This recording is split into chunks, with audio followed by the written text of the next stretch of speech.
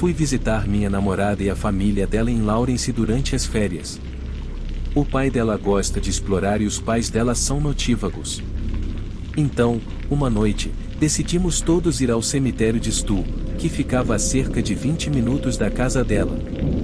Era por volta das 4 da manhã e a mãe da minha namorada escolheu ficar em casa, então o pai dela, ela e eu decidimos ir.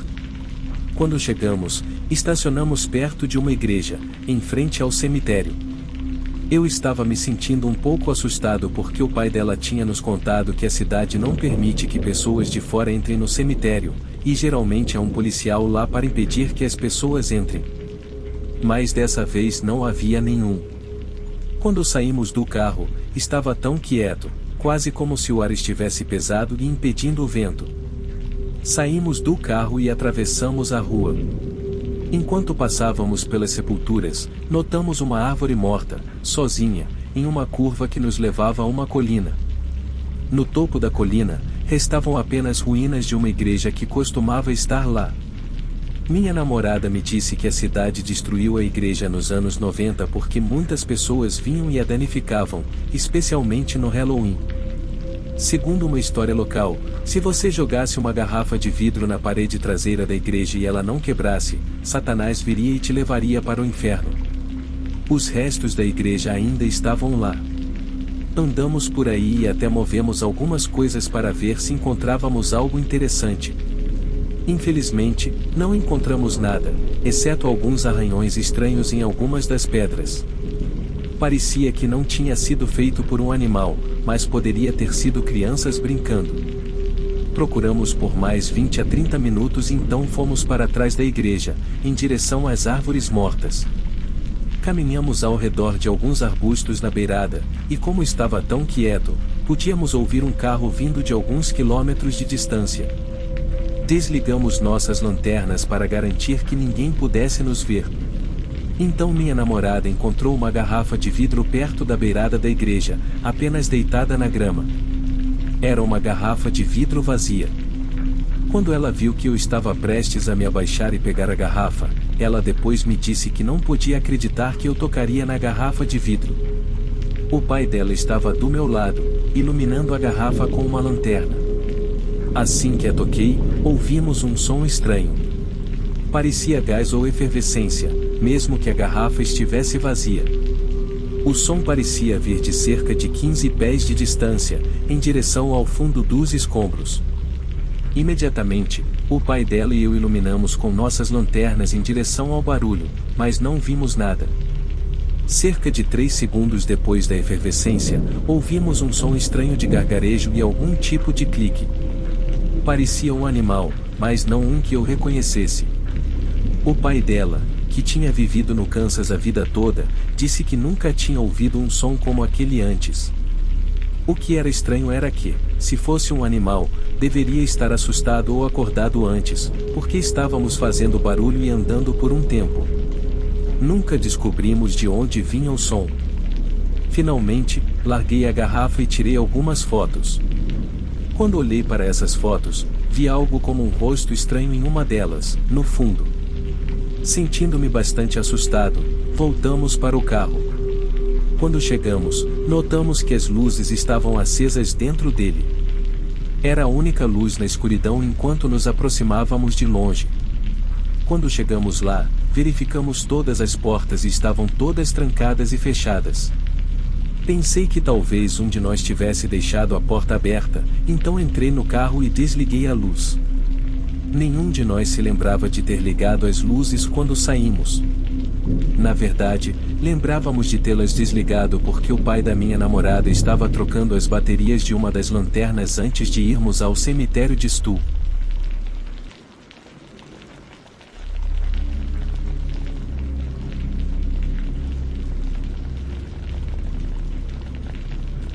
Tudo aconteceu quando eu tinha apenas 13 anos, em uma noite de Halloween que eu nunca esquecerei. Naquela época, eu morava em um subúrbio recém-construído para acomodar a cidade em crescimento ao lado da rodovia.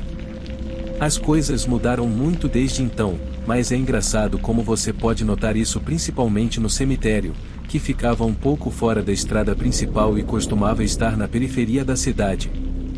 Poucas pessoas tinham falecido até então, então o cemitério estava quase vazio. Mas naquela noite, eu e meus dois amigos, vamos chamá-los de Aaron e Michael, decidimos que preferíamos explorar o cemitério silencioso a sair pedindo doces. Nos vestimos com fantasias e primeiro pegamos algumas tigelas de doces das casas, misturando tudo para parecer que tínhamos saído para pedir doces, como nossos pais esperavam. Depois, caminhamos cerca de 1 milha fora do caminho usual para chegar lá.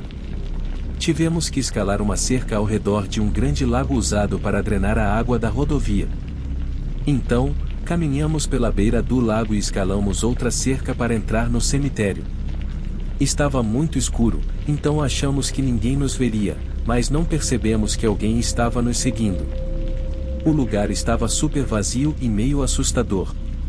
Estávamos acostumados a ver cemitérios cheios de lápides, mas esse era principalmente só grama vazia.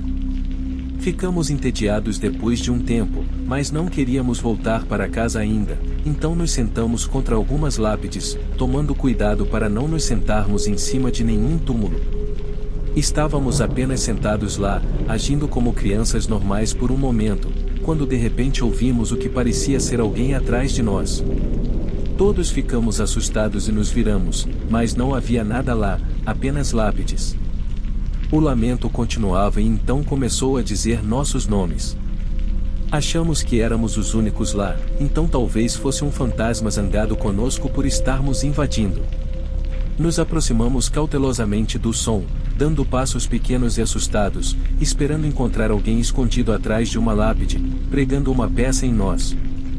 Cada um de nós segurava pedaços de granito quebrado, como se isso pudesse nos proteger da presença fantasmagórica. Sentíamos que estávamos localizando de onde o som vinha, então ele disse algo que me assombra todos os dias. Para dar um pouco de contexto, a avó do meu amigo Aaron estava muito doente. Essa era uma das razões pelas quais estávamos agindo de forma rebelde, invadindo o cemitério em primeiro lugar, pois Aaron estava se sentindo triste com raiva de tudo. Mas ele ainda era nosso amigo, então estávamos juntos. Quando a voz disse que era o fantasma da avó dele, Aaron congelou. Não consigo imaginar o que ele estava pensando, um turbilhão de sentimentos fortes com certeza. Deve ter sido esmagador para um garoto de 13 anos. Ele gritou de volta tentando negar, mas foi tão impactante que ele não conseguiu conter as lágrimas. Então, tudo mudou de repente quando a voz parou de chorar e começou a rir. Não soava mais como o fantasma de uma mulher, mas mais como um garoto sorrateiro rindo. Olhamos ao redor e avistamos alguém se esgueirando por trás de uma lápide. Eu sei quem era, mas não posso dizer o nome dele. Ele era mais velho do que nós por alguns anos e era conhecido como um valentão na vizinhança. Num instante, a tristeza de Aaron se transformou em raiva. Ele avançou em direção ao valentão, que estava rindo tanto que não percebeu o quão furioso Aaron estava. Ninguém esperava o que Aaron fez em seguida. Ele derrubou o garoto no chão e começou a bater nele.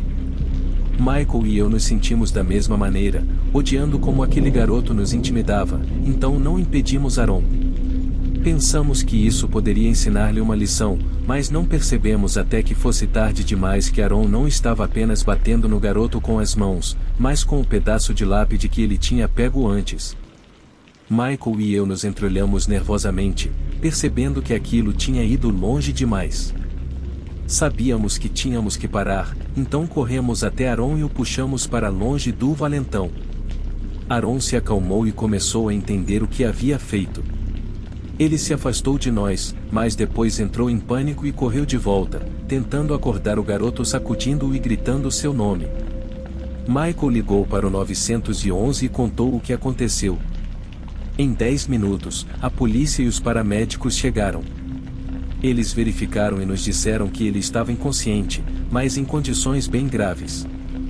Então, o levaram ao hospital. Felizmente, ele sobreviveu.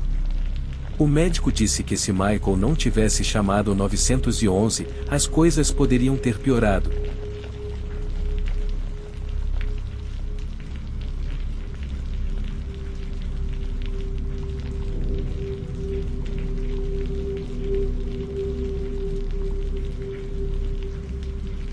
Isso aconteceu por volta do meio ou final dos anos 2000, no cemitério Greenwood, no sudoeste de Decatur, Illinois.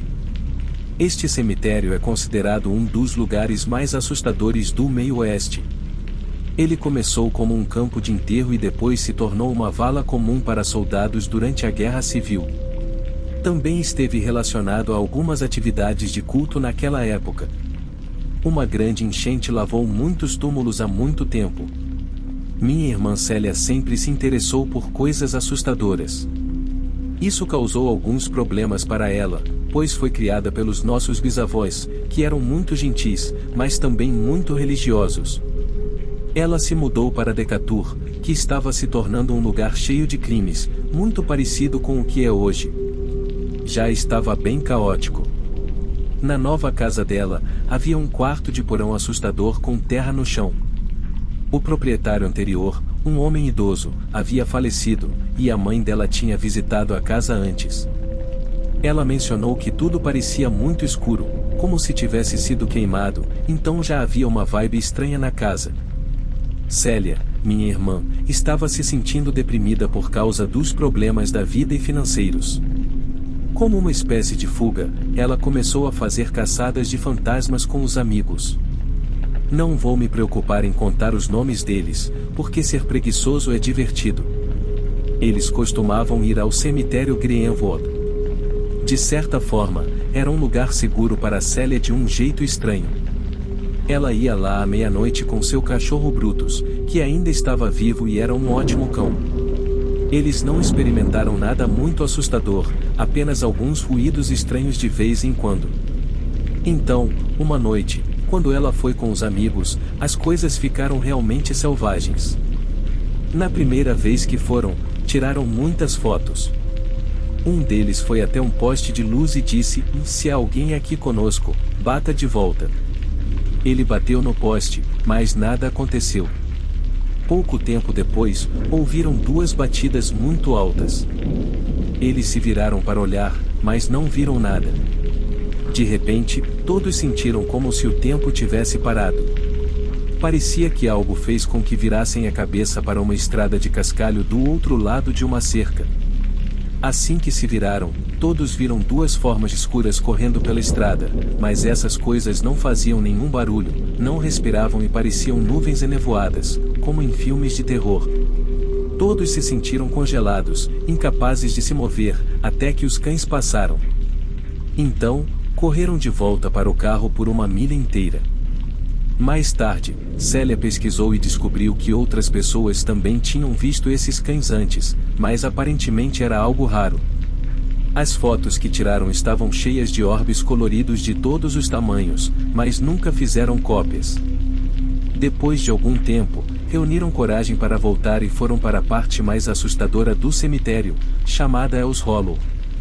Estavam agindo de forma desrespeitosa, dizendo que o lugar não era tão assustador quanto pensavam. Eles não acreditavam realmente nisso, mas queriam ver se conseguiam uma reação, porque nada assustador tinha acontecido ainda.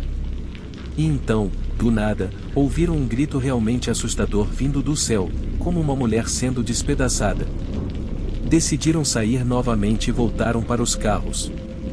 Sentaram-se lá por um tempo e conversaram, quando um dos amigos de Célia tinha um laser de brinquedo de gato e estava brincando com ele. Enquanto brincava com o laser, luzes apareceram nas árvores. Célia notou que formavam um padrão em duas luzes brancas seguidas de uma vermelha profunda. Definitivamente não eram lanternas ou feitas por pessoas. Então, a cerca de arame começou a tremer muito. Eles saíram dirigindo rapidamente, mas sentiam que algo os estava seguindo.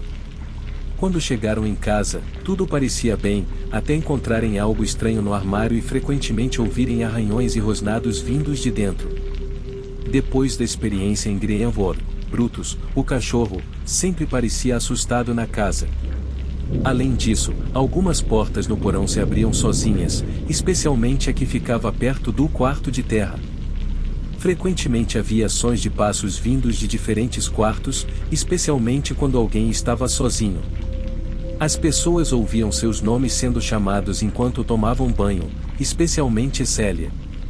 Acho que o que quer que fosse se apegou mais a Célia por causa das emoções sombrias dela, e isso realmente alimentava a entidade. Houve uma vez em que ela estava sozinha com Brutus à noite, durante uma queda de energia. Então, ela se virou e viu uma sombra escura sem forma movendo-se sobre os móveis e flutuando pelo corredor. Ela pegou Brutus e se sentou na varanda por horas até que os outros chegassem em casa. Eles tinham alugado a casa para um cara antes, mas ele saiu cerca de uma semana depois, provavelmente porque também experimentou algo estranho. Ela frequentemente tem sonhos que parecem prever o futuro ou lhe dar avisos, mas ela mudou sua vida e encontrou sua fé em Cristo novamente. Parece que isso afastou qualquer escuridão que ainda pudesse estar rondando.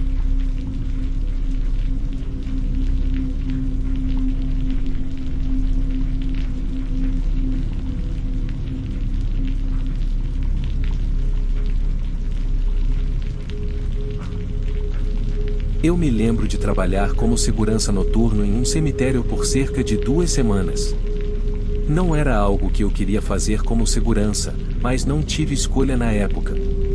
Eu realmente não queria trabalhar no cemitério porque era meio assustador e me dava arrepios. Este cemitério é o mais antigo da cidade e é bem conhecido. As pessoas vêm aqui para lembrar seus entes queridos, mas recentemente alguns túmulos foram roubados e todos ficaram assustados, então nos contrataram para vigiar à noite para impedir isso. Isso só aconteceu 2 vezes recentemente, em um período de 2 semanas, o que fez todos se preocuparem que pudesse acontecer novamente. Eu estava muito nervoso na primeira noite, então andei bastante pelo cemitério. Esperava que isso me ajudasse a me acostumar com o quão assustador era estar lá no escuro, mas teve o efeito oposto. Uma noite, vi um dos túmulos que já havia sido roubado. O túmulo que eles desenterraram já estava preenchido novamente, mas a grama ainda não havia crescido. A lápide estava velha e desgastada, mas eu podia ver que pertencia a uma mulher idosa. Fiz uma pequena oração e continuei andando, sem pensar muito sobre isso. Por algumas noites, nada emocionante aconteceu. Foi um dos começos de trabalho mais entediantes que já tive. Normalmente, eu terminava o trabalho por volta das 4 ou 5 da manhã, no máximo, mas ali eu estava no cemitério das 8 da noite às 8 da manhã, 3 noites por semana. Esse horário não me caía bem, pois eu ficava muito sonolento no meio de cada turno, e o café que eles tinham parecia água para mim. Em vez de lutar para ficar acordado quando estava cansado e nada estava acontecendo, permitia-me cochilar sempre que sentia vontade. Além disso, não achava que os ladrões de túmulos ousariam voltar uma terceira vez sabendo que eu estava lá. Na minha última noite lá, eu estava realmente cansado dos turnos anteriores e não demorou muito para eu começar a adormecer na minha cadeira. Caí em um sono muito profundo e comecei a sonhar. Não consigo lembrar como o sonho começou, mas se transformou em um pesadelo assustador. Pensei que estava deitado para uma massagem ou algo assim, mas de repente senti uma dor aguda no estômago. Gritei e acordei para ver uma velha magra em pé sobre mim com uma pá. Abri os olhos de repente, logo do lado de fora da janela da cabine, vi aquela mesma velha assustadora me olhando fixamente. Pulei para trás e perdi de vista por um momento. Quando me levantei, ela havia sumido. Eu não queria sair, mas era meu trabalho verificar se havia invasores, embora eu realmente não quisesse. Além disso, não me sentia mais seguro ficando na cabine como um pato sentado, então saí na noite fria sob a lua cheia brilhante e liguei minha lanterna, iluminando tudo ao redor.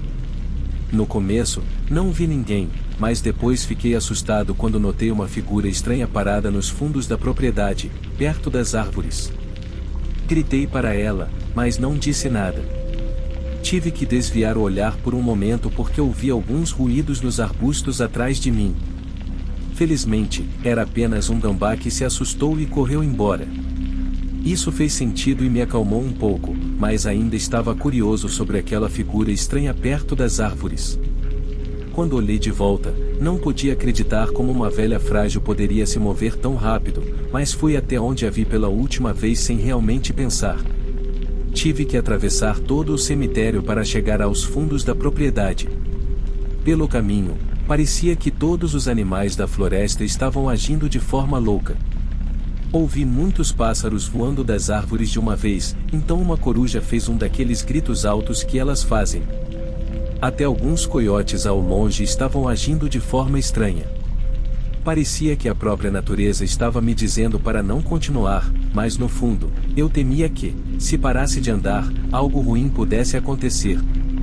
Usei minha lanterna para olhar ao redor e chamar a pessoa que vi, mas não vi nem ouvi ninguém.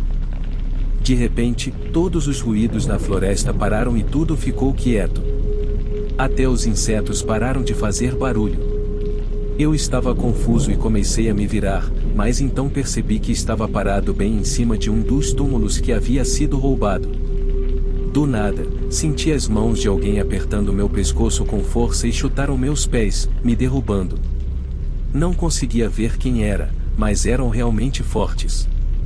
Bateram meu rosto na terra recém-preenchida provavelmente uma dúzia de vezes, até que comecei a sentir que iria desmaiar. De repente, parou e a sensação áspera da mão simplesmente desapareceu. Levantei-me rapidamente, sentindo pânico, mas não consegui ver ninguém ao redor. Parecia que eu tinha imaginado tudo, mas sabia que não, parecia muito real. Naquela noite, não terminei meu turno.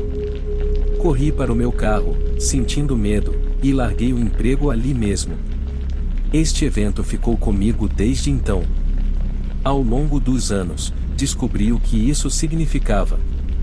Acho que o espírito da velha, cujo túmulo foi roubado, não gostou de eu não estar fazendo meu trabalho corretamente, então ela tomou uma atitude para garantir que isso não acontecesse novamente. Nunca fui alguém que acredita em superstições, mas às vezes a vida te surpreende e faz você repensar o que sabe.